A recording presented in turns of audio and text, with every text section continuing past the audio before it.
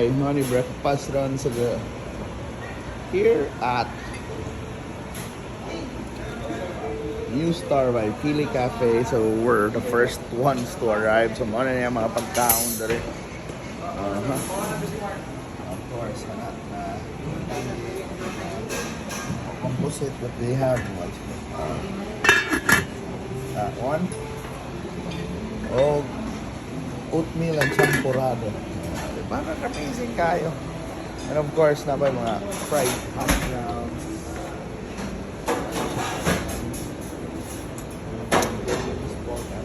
Baked beans, corned beef.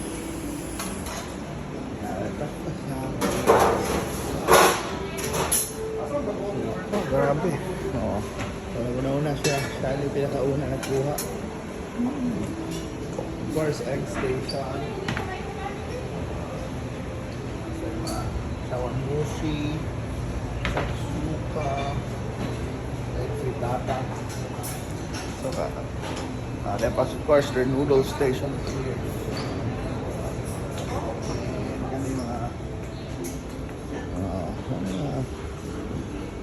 Korean station, of course.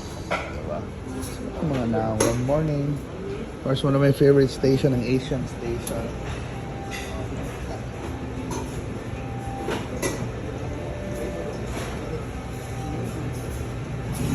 Of course, mga curry. Alay na yung Indian bread. Of course, today's dim sum is Japanese siomai. Okay. Steve's Berry, Hainanese chicken rice. O, diba? Laban. And of course, if you want to be healthier, mga maling salad station and fruit station. So there are mga juice. They don't have salads here.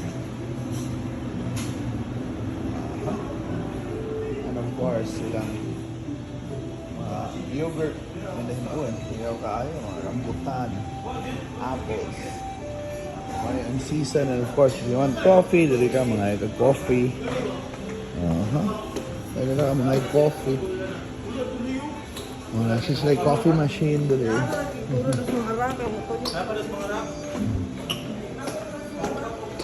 And, of course, finally, dali tas ilang hiyaw kayo.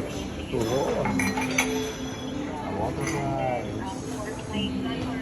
Tapos yung giluto rin doon na. Morning, of course, ilang pancakes. May mga puto maya, mama, biko, and assorted breads and pastries, of course. So, ito the best. Diba, diba pa? Mura yung naka-bakery doon eh.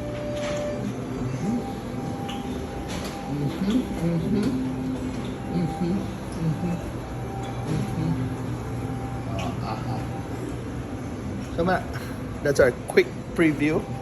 There is a Philly Cafe, of course. Donuts, and of course, kanimro, kuha pa kayo croissants. So that's our quick preview sa what's for breakfast here at Philly Cafe at New Star.